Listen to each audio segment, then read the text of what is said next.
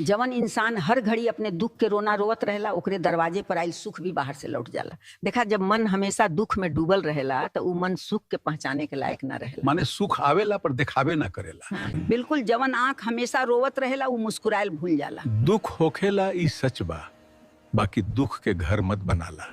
शिकायत आदत बन जाला आ आदत जिंदगी बन जाला। दुख मेहमान होला ठीक बा, बाकी दुख के मालिक बना देहल गलत बा। जवन इंसान रोज उठ के दुख के दुहाई देला उ सुख के दरवाजा बंद कर लेला। मन एगो दरवाजा बा दुख से भरल।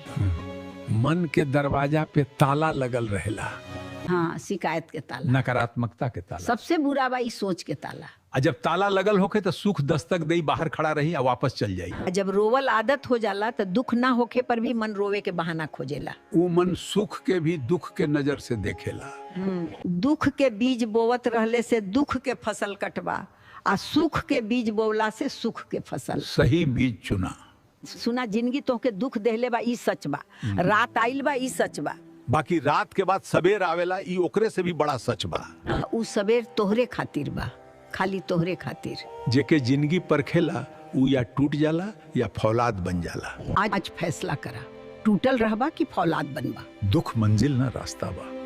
हर सुबह एगो नया जिंदगी, नया मौका बा।